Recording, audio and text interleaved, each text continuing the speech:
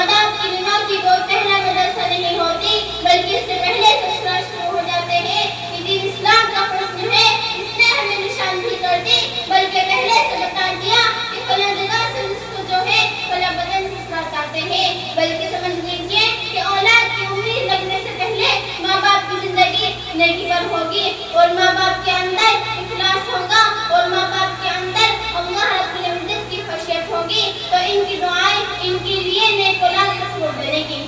چنانچہ اس عمر سے ان کے اوپر اثرات ہوتے ہیں۔ چنانچہ درویش کہیں جا رہے تھے، نہر کے کنارے کے اوپر بھوک بھی لگی ہوئی تھی، مگر کچھ کھانے کو بھی نہیں تھا۔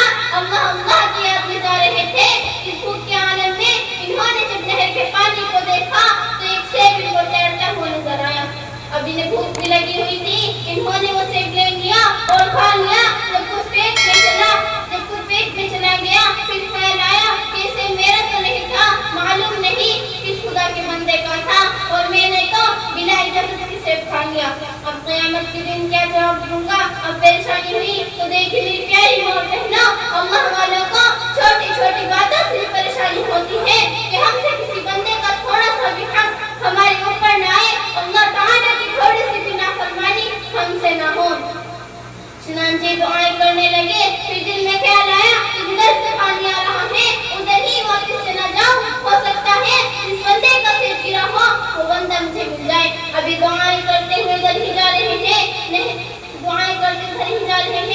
تو آگے چلنے پر ان کو سیب کا ایک باغ نظر آیا، جس کی درختوں کی شاخیں نہر کے پانی کے اوپر تک پھیلی ہوئی تھی۔ انہوں نے وہ درخت دیکھا، وہ سمجھ گئے کہ کسی پرندے نے اسے گرایا ہوگا، وہ پانی میں بہتا ہوا مجھے مل گیا اور میں نے کھا لیا۔ میرے پاس پیسے تو نہیں، میں اس باغ کے مالک سے اس کی معافی ہی مانگ لیتا ہوں۔ چنانچہ باغ کے مالک کو ملے اور ان کو جا کر بتایا کہ بھائی میں بھوکا تھا، ایک سیب نظر آیا، مجھے بھوک لگی ہوئی تھی، میں نے وہ سیب کھا لیا۔ کھانے کے بعد دل میں خیال آیا کہ کسی کا حق میرے اوپر آ گیا ہے، اب یا تو مجھے معاف فرما دیجیے، میرے پاس پیسے تو نہیں جو میں آپ کو دے سکوں، یا پھر مجھ سے کوئی مشقت مزدوری لے لیں۔ پتہ نہیں اس باغ کے مالک کو کیا سوچی اور کہنے لگا کہ ہاں میں تمہیں معاف تو نہیں کرتا، میں تو قیامت کے دن تم سے اپنا حق مانگوں گا۔ ابھی درویش منت سماجت کرنے لگا اور کہنے لگا کہ بھائی اللہ کے لیے مجھے معاف کر دیجیے، مجھ سے غلطی ہو گئی، معاف نہیں کرتے تو پھر کوئی مشقت کی مزدوری لے لیں۔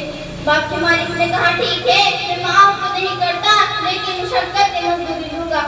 درویش کہنے لگا کہ کون سا کام کراؤ گے؟ دنیا کا کام کرنا آسان ہے، مگر آخرت میں کسی بندے کا حق کا جواب دینا بڑا ہی مشکل کام ہے۔ انہوں نے کہا کہ میری ایک بیٹی ہے، وہ جوان ہے لیکن وہ اندھی ہے، وہ بہری ہے، وہ گونگی ہے، وہ لولی لنگڑی ہے، ایک گوشت کا لوتھڑا ہی سمجھ لو۔ اگر تم اس سے نکاح کرو اور ساری زندگی اس کی خدمت کرو تو میں تمہیں اپنا حق معاف کروں گا، ورنہ میں معاف نہیں کر سکتا۔ ابھی بیچارے سوچتے، پھر دل میں خیال آتا کہ اس طرح کی زندہ لاش سے نکاح کر لینا اور ساری زندگی اس کی خدمت کرنا آسان ہے، مگر آخرت میں کسی بندے کا حق کا جواب دینا بڑا ہی مشکل کام ہے۔ چنانچہ آمادہ ہو گئے، وقت طے ہو گیا، نکاح ہو گیا۔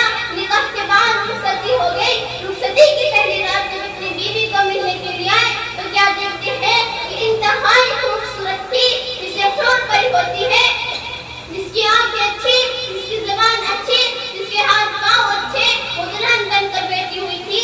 اس نے سلام لیا اور پوچھا کہ آپ اس باغباں کی بیٹی ہے؟ کہنے لگی جی۔ پھر پوچھا آپ کی کوئی اور بہن بھی ہے؟ اس نے کہا کہ نہیں، میں اپنے باپ کی ایک ہی بیٹی ہوں۔ بڑے حیران ہوئے اور دل میں سوچتے رہے کہ اس کے والد نے مجھے تفصیلات کچھ اور بتائی تھی، اور یہ تو اتنی پیاری خوبصورت بیوی کہ انسان تصور بھی نہیں کر سکتا۔ چنانچہ میاں بیوی کی رات اچھی گزر گئی۔ اگلے دن ان کے سر سے ملاقات ہوئی تو سر صاحب نے سلام کے بعد فوراً پوچھا کہ آپ نے اپنے مہمان کو کیسے پایا؟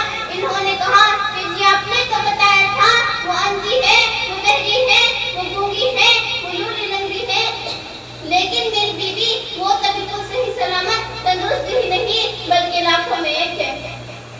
کہ یہ کیا معاملہ ہے؟ تب اس وقت اس کے باپ نے بتایا کہ میری بیٹی قرآن کی حافظہ ہے، یہ حدیث کی عالمہ ہے، اس نے ساری زندگی تقویٰ و اتحاد کے ساتھ گزاری ہے، اس نے کبھی کسی غیر محرم निगाह नहीं उठाई, इसलिए मैंने कहा ये अंधी है। कभी इसने गैर महरम से कलाम नहीं किया, इसलिए मैंने कहा ये गूंगी है। कभी इसने बगैर इजाजत घर से बाहर कदम नहीं रखा, इसलिए मैंने कहा ये लूली लंगड़ी है।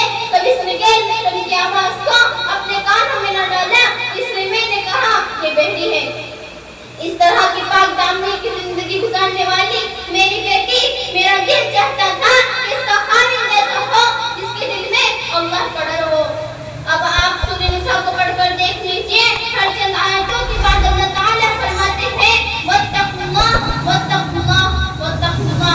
देखिए मेरी प्यारी माँ और बहनों, जो तकवा का इख्तियार करने का हुक्म दिया गया है ये अल्लाह ताला ही की तरफ से है, क्योंकि अल्लाह ताला जानते हैं कि बगैर तकवा के मियां बीवी के ताल्लुकात में तो अज़ल ही नहीं रख सकते।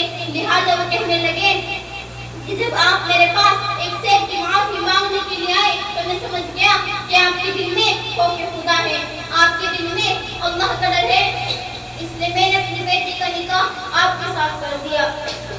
ये इतना नेक माँ थी, ये इतना नेक बाप था, अल्लाह ताला ने इन दोनों को एक बेटा अता किया। इन्होंने इसका नाम अब्दुल कादिर रखा और ये वो अब्दुल कादिर बच्चा था जो बड़ा